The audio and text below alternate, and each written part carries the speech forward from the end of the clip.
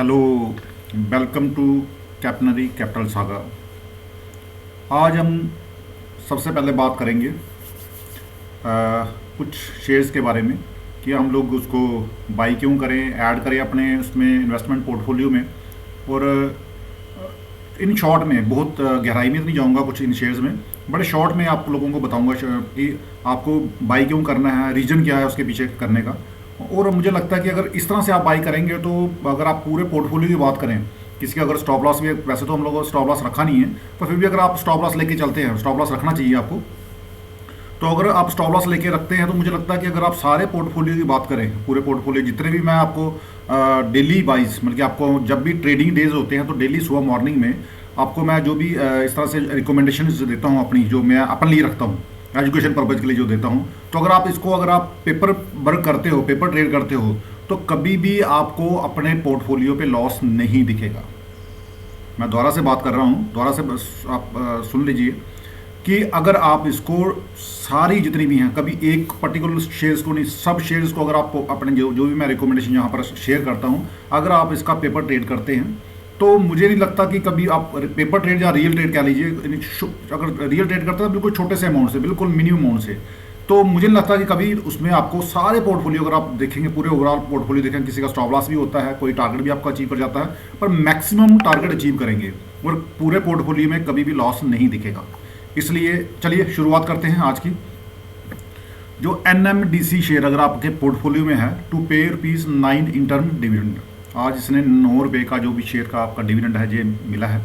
Value sorry, value unlocking is certain as its steel division is demerged with financial year 2020 EPS of ₹38 plus and final dividend of around ₹5 is likely.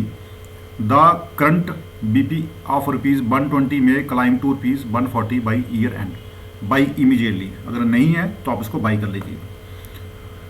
तो big movement is likely in Morepen Labs as the demand for its products is rising fast. The share is being tipped to double in a year from now. तो इसको अपने portfolio में add कर लीजिए मोरपेन लैब को। Defence stock की बात करें तो Apollo Micro System is set to post an impressive performance Q3 onwards and may end with financial year 22 EPS of ₹12। A big spurt in its share price is likely with long-term target of ₹300. Stay invested and add. अगर आपने इसको investment कर रखा है तो balance good, तब भी आप इसको ऐड और शेयर्स ऐड कर सकते हैं। अगर नहीं है तो ऐड कर लीजिए अपने पोर्टफोलियो में। Sorry, Godrej Properties has tied up with the TDI Group to develop an ultra luxury residential project around Connaught Circus, new Delhi. तो जो गोदरेज प्रॉपर्टी है, इसने जैसे टाई अप किया है TDI ग्रुप के साथ, तो अल्ट्रा लग्जरी उसके रेजिडेंशियल प्रोजेक्ट्स के लिए, तो मुझे लगता है कि इसको आप ऐड कर लीजिए, तो इसमें हम लोग बढ़त देख सकते हैं। चलिए आगे देखते हैं। The government plans to divest NALCO in the next few months. A second dividend is also likely and its re rating में follow by for hefty gain. अगर अच्छा खासा अगर आपको गेन करना है तो इसको आप ऐड कर लीजिए। कौन सा? NALCO का। Gravita recycler of battery lead, यानी कि ग्रेविटा जो है, जो recycler of battery lead has attracted huge volume and the share price too has crossed ₹240 in line with our recommendation at this potential multi bagger. तो ग्रेविटा शेयर है, ये multi bagger share, उम्मीद है कि ये मल्टी बैगर शेयर में convert हो जाएगा, तो उसको आप इमीडिएटली अगर हो सकता है ऐड है तो ठीक है ना, तो चाहे एक ऑलरेडी बाई कर लीजिए अपने इसमें। Global brokerages are bullish on Reliance Industries, expected its new energy means to drive growth। तो ये है कि रिलायंस इंडस्ट्रीज है, तो उसको भी आप ऐड कर लीजिए। DLF plans to launch project worth ₹1,800 crore in the second half of this year। एक good long term investment DLF में अगर करते हैं तो लॉन्ग टर्म की इन्वेस्टमेंट के लिए ये अच्छा है। Volumes of Yes Bank are soaring on news of a big bounce back in its working। Its card division too reported better business by. अभी बहुत छोटा है, अब तो आप इसको बाई कर सकते हैं, अभी इसको बढ़ने की उम्मीद काफ़ी है। काफ़ी सारे जो इंस्टीट्यूशंस हैं, जो गवर्नमेंट इंस्टीट्यूशंस हैं, जैसे SBI वगैरह, या बाकी लोगों ने इसमें इन्वेस्टमेंट कर रखी है, तो आप इसको बाई कर सकते हैं। Honda power India has started moving up this week due to renewed interest by big investors with annualised EPS of 100 plus. It's one of the cheapest multinational company stock. तो होंडा पावर जो है, Honda power India, इसको आप by कर लीजिए। ये MNC multinational company का जो स्टॉक है, तो इसको स्ट्रॉन्ग लॉन्ग टर्म बाई, ये बहुत ही अच्छा है। अगर आप उसको मतलब कि अपना लॉन्ग टर्म के लिए रखते हैं तो काफ़ी अच्छा खासा आपको प्रॉफिट दे सकता है। चलिए अब चलते हैं दूसरे उस पर शेयर पे। आरती इंडस्ट्रीज लिमिटेड, बाई करेंगे इसको। करंट मार्केट प्राइस इसका चल रहा है 976 के आसपास, और प्राइस टारगेट जो रहेगा इसका 1155 के आसपास। कंपनी डिस्क्रिप्शन ये जानना बहुत ज़रूरी है, कि इन्वेस्टमेंट आर्गूमेंट्स जानना आपके लिए बहुत ज़रूरी है कि अगर आप इसको बाई कर रहे हैं तो क्यों कर रहे हैं। तो चलिए जानते हैं इसके बारे में। सबसे पहले कंपनी डिस्क्रिप्शन के बारे में। Aarti industries is a leading speciality chemicals company in benzene based derivatives with a global footprint having integrated operations and high level of cost optimization. The company has been set up by first generation technocrats in 1984 and its pharmaceutical business spans across APIs, intermediates and xanthine derivatives. The company has strong R&D capabilities with the 3 R&D facilities and a dedicated pool of over 170 engineers and scientists. The company has 11 plants located in Western India with proximity to ports.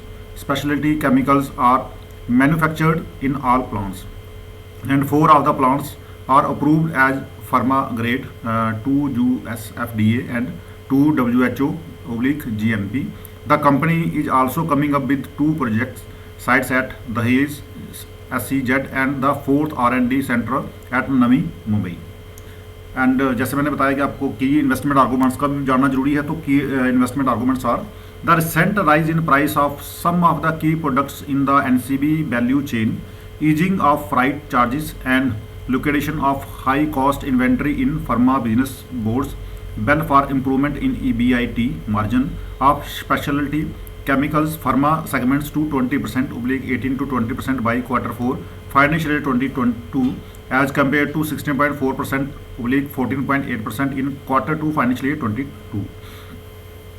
Management has guided for a high capex plan of rupees 4,500 to 5,000 crore over financial year 22E to 24E, which would double Aarti Industries gross block to greater than rupees 10,000 crore by financial year 24E and provides longevity to the earnings growth cycle. Management has guided for PAT growth of 1.7 times to 2 times oblique 3 times 4 times by financial year 24E oblique financial year 27E over financial year 21. The management is planning to demerge the pharma business into a separate company and list it on the stock exchanges, which could unlock value for Aarti Industries and remain key near-term catalyst. We maintain a buy on Aarti Industries with an unchanged price target of rupees 1,155 as high capex intensity would drive sustained high earnings growth and China plus one strategy would strengthen global scale. From current position of top 3 global producers of nitrochlorobenzene and dichlorobenzene. चलिए अगले share के बारे में जानते हैं, अगले stock के बारे में। अगला स्टॉक जो है वो म्यूर यूनिकोटर्स लिमिटेड। मैं फिर दोबारा से रिपीट कर रहा हूँ कि कोई किसी भी शेयर को ऐसे किसी के कहने पे बाई मत कीजिए, उसको अपने स्टॉक में उसको लॉन्ग टर्म के लिए या स्विंग ट्रेडिंग के लिए या उसको बाई मत कीजिए, क्योंकि आपको उसके शेयर के बारे में, उसके कंपनी के डिस्कशन के बारे में, उसके बिजनेस के बारे में, उसके की इन्वेस्टमेंट जो आर्गूमेंट्स होते हैं उनके बारे में जानना बहुत ज़रूरी है। तो वो प्लीज़ आप हमेशा इनको ध्यान से सुनिए कि क्यों है। आप पढ़ सकते हैं, यहाँ से नहीं सुनना चाहते तो आप रीड कीजिए इसको मेरे पूरे वीडियो को पहले पॉज कीजिए और उसके कंपनी डिस्कशन और की इन्वेस्टमेंट आर्गूमेंट्स को रीड कीजिए। क्यों है, अगर आप इसको शॉर्ट टर्म के लिए ले रहे हैं, क्यों ले रही है, रीजन क्यों है, क्योंकि पैसा आपका है, रिस्क भी आपका है, तो आपको किसी भी शेयर में इन्वेस्टमेंट करने से पहले उसके बारे में जानना बहुत ज़रूरी है। तो ये मुझे लगता है कि जो वेल मैच्योर्ड जो लोग हैं, जो वेल मैच्योर्ड जो इन्वेस्टर्स हैं, जो हमेशा प्रॉफिट अर्निंग करना चाहते हैं, चाहे एक्सपर्ट लोग हैं, तो वो इन सब बातों का ध्यान रखते हैं। तो जो नए लोग बिगिनर्स आते हैं, तो मुझे उनको भी है कि उनको भी रिक्वेस्ट है कि ये चीज़ें कोई नहीं बताएगा आपको, सिंपली कोई कहेगा बाई कर लीजिए, सेल कर लीजिए, स्टॉप लॉस है। तो जहाँ आपने एक चीज़ नोटिस की हुई, ऊपर बाई करंट मार्केट प्राइस तो मैंने अपने रखा है, प्राइस टारगेट भी रखा है, लेकिन स्टॉप लॉस नहीं, क्योंकि मुझे पता है कि ये शेयर जो मैं इसमें बाई कर रहा हूँ इसके पीछे रीजन क्यों है। तो मुझे उसमें उम्मीद होती है कि टारगेट मिल जाएगा। तो बहुत अपना एक उसके कंपनी की जब डिस्कशन पता चलेगा, तो जब उसका बिजनेस होगा, जब कंपनी प्रॉफिट करेगी, तो अल्टीमेटली मुझे भी इसमें से प्रॉफिट होगा ही होगा। चलिए हम बात करते हैं अभी कंपनी डिस्क्रिप्शन के बारे में। Mull is the largest manufacturer of artificial leather (PVC) vinyl in India. The company is operating in the automotive OEM across different continents. The company's products include PVC, bonded foam, textile fabric, impregnated, coated, covered or laminated with polyvinyl chloride (PVC), textile fabric, impregnated, coated, coverage or laminated with PVC, textile fabric, impregnated, coated, covered or laminated with PU, non-woven, whether or not impregnated, coated, covered or laminated, and PVC sheet flexible blade. The company has 6 manufacturing plants with a capacity of 3.1 million meters per month. That's the great. The automotive segment is the largest contributor, nearby 57% of revenue, while the footwear segment contributes 35% to sales. Okay. Mull follows the OEM based model with OEM contributing 75% to revenue. The domestic segment contributes about 71% to revenue, while the rest 29% is contributed by exports. तो ये export भी करता है 29%.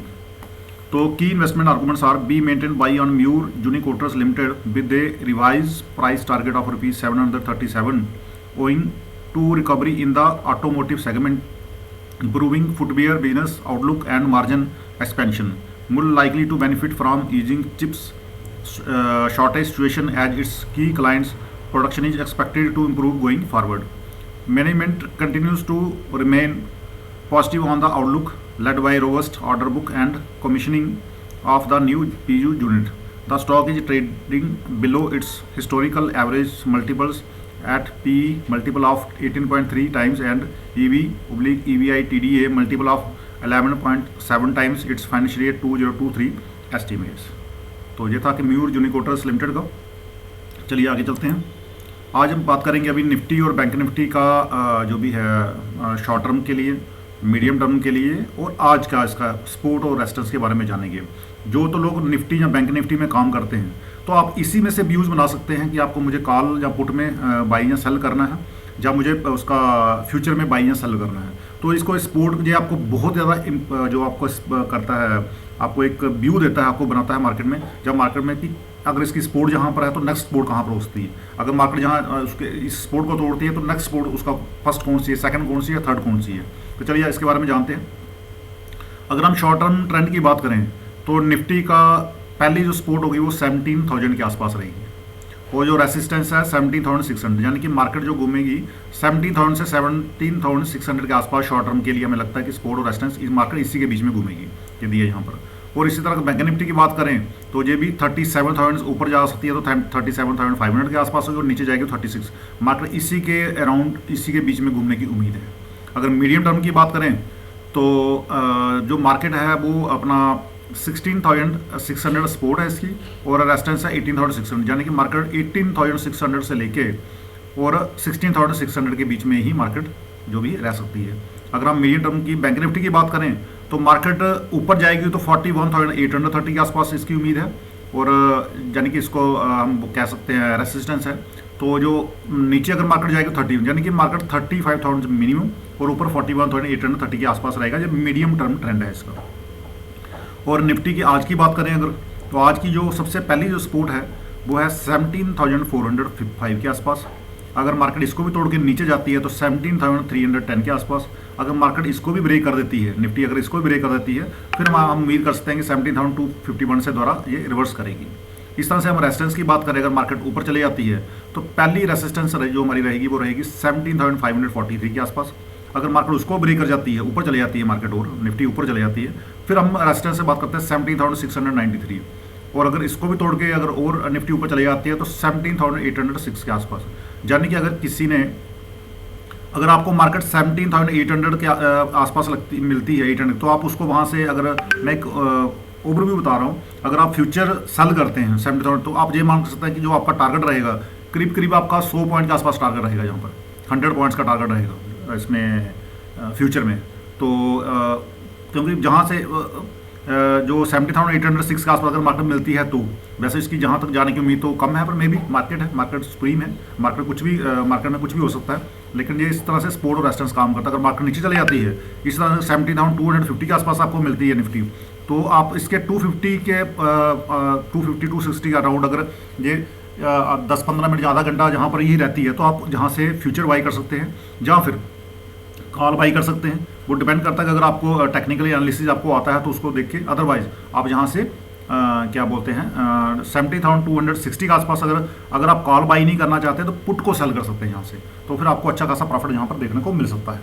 अगर हम bank Nifty की बात करें तो पहली जो सपोर्ट है, अगर मार्केट नीचे जाती है तो 36,824 के आसपास है। अगर इसको तोड़ के नीचे 36,511 के आसपास जा सकती है। अगर ये भी ब्रेक हो जाएगा तो फिर ये 36,346 के आसपास है। हाँ, अगर आपको 36,346 के आसपास अगर मिलता है, जिनको जो रिस्क कम लेना चाहते हैं, अगर आपको 36,300 के 350 और 400 के आसपास अगर आपको बैंक निफ्टी मिलती है, तो आप जहाँ से कॉल बाई कर सकते हैं। अगर आपका पास पैसे कम है, अमाउंट कम है, तो कॉल बाई कर सकते हैं एट द मनी। और अगर नहीं है तो फिर आप जहाँ पर पुट को भी सेल कर सकते हैं यहाँ से, और नहीं तो फ्यूचर को भी बाई कर सकते हैं।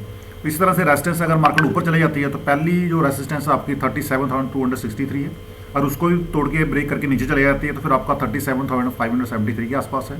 अगर मार्केट उसको भी तोड़ के और ऊपर चली जाती है 37,892 पे। हाँ, अगर मार्केट बैंक निफ्टी अगर आपको 37,800 और 900 के बीच में मिलती है, 800 और 900 के बीच में मिलती है, तो आप इसको इसका जो क्या बोलते हैं पुट है, पुट को बाई कर सकते हैं। और अगर पुट को बाई, अगर पैसे कम है, अगर नहीं तो एट द मनी, लेकिन नहीं तो फिर आप इसको कॉल को सेल कर सकते हैं यहाँ से, नहीं तो फ्यूचर को भी सेल कर सकते हैं यहाँ से।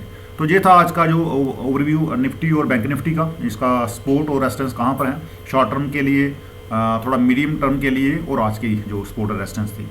तो दोस्तों, यही था आज के बारे में जो मैंने आपके बारे में जो भी डिस्कस किया है। ये जो भी मैं चीज़ें आपके साथ शेयर करता हूँ ये बिल्कुल जेन्युइन है, जो जिस तरह से मैं ट्रेड करता हूँ, हम लोग जैसे आप ट्रेड करते हैं उस तरह से मैंने आपके साथ शेयर किया है। तो आप इसका अच्छा खासा यहाँ से प्रॉफिट आप बुक कर सकते हैं यहाँ से। लेकिन आपको हमेशा विवेक रखना, जल्दबाजी कुछ नहीं करनी है कि आपको पहली सपोर्ट मिलती है तो आप इमीडिएटली मार्केट में कूद जाएंगे। जहाँ तो आप टेक्निकली एनालिसिस भी साथ साथ में अगर स्ट्रॉन्ग है उसमें तो उसकी भी ले सकते हैं। अदरवाइज अगर आपको किसी भी चीज़ के बारे में जानना है तो मुझे जो भी कमेंट बॉक्स में डालें। आपको किसी भी स्ट्रेटजी के बारे में जानना है, जहाँ किस तरह से आपको बैंक निफ्टी में अगर ट्रेड करना है, या स्टॉक में इसके अपना स्टॉक्स के जो कॉल है, जहाँ पुट यानी कि फ्यूचर एंड ऑप्शन में करना चाहते हैं, किसी भी बारे में, शेयर मार्केट के बारे में, किसी भी चीज़ के बारे में आप पूछना चाहते हैं तो आप मुझसे पूछ सकते हैं। तो मैं आपके साथ वो चीज़ें आपको जो भी है उसके बारे में पूरी सपोर्ट करूँगा, ताकि आपको मैं उसको बारे में बता सकूँ।